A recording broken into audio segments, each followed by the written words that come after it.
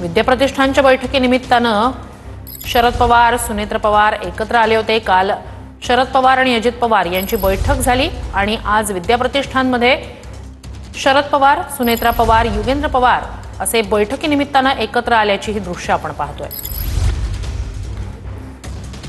तर काल शरद पवार आणि अजित पवार यांची बैठक पार पडली। साखर संकुलातील बैठकीनंतर एक वेगळी बैठक सुद्धा काका पुतण्यात झालेली होती। त्यानंतर आज विद्याप्रतिष्ठानमध्ये सुनेत्रा पवार, युगेंद्र पवार आणि शरद पवार हे बैठकीसाठी म्हणून एकत्र आले होते।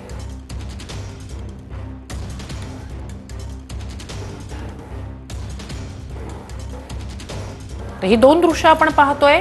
कालची शरद पवार आणि अजित पवारांची साखर संकुलातली बैठक, त्यानंतर या दोघांनी स्वतंत्र अधिकाऱ्यांसोबत सुद्धा बैठक घेतली। अर्थात गेल्या काही साधारणतः महिन्याभरातली त्यांची ही चौथी भेट किंवा बैठक म्हणता येईल। दुसरीकडे आज विद्याप्रतिष्ठानमध्ये शरद पवार, सुनेत्रा पवार आणि युगेंद्र पवार हे विद्याप्रतिष्ठानमध्ये बैठकीनिमित्तानं एकत्र आल्याची ही आजची दृश्य। आणि याच वेळेला युगेंद्र पवार यांनी वाढदिवसानिमित्तानं काकू सुनेत्रा पवार यांचे आशीर्वाद सुद्धा घेतले।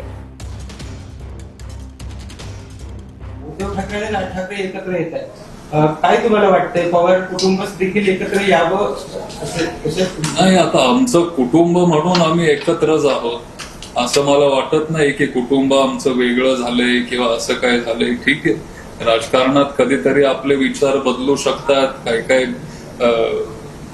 वेळेला परिस्थिती पण काय काय गोष्टी आपल्याला ते करायला भाग पाडते, पण कुटुंब म्हणून ते तुम्ही तोडू शकत नाही ना। शेवटी रक्ताचं नातं। मी लहान बाळ असल्यापासून ते माझे काकी आहेत आणि 30-32 वर्ष आम्ही सगळे एकत्र होतो।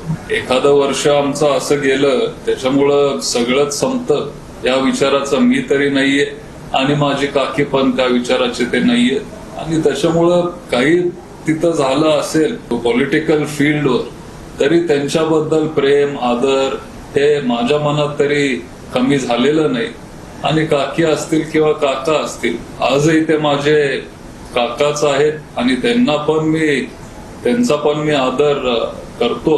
इथून पुढेही मी करत राहणार आहे। अजितदादा पवार अनेक वेळा खुलासा केला आहे की अनेक संस्थांमध्ये मी आणि पवार साहेब एकत्र आहोत। पवार साहेब अध्यक्ष आहे, मी सचिव आहे, उपाध्यक्ष आहे, सदस्य आहे। त्यामुळे या बैठकीच्या निमित्त त्यांची अनेक वेळा भेट होत असते आणि त्याचा खुलासा त्यांनी केलेला आहे।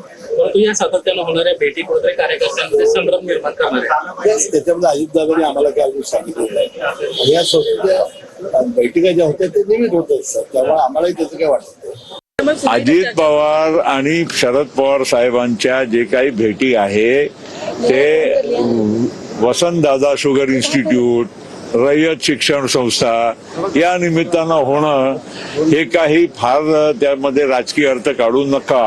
राजकीय जो आमचा विषय आहे त्यामध्ये मी स्पष्ट करू इच्छितो की राष्ट्रवादी काँग्रेस पक्ष आणि इतर कुठल्याही पक्षामध्ये युती होण्याचा कुठेही प्रश्न निर्माण होत नाही।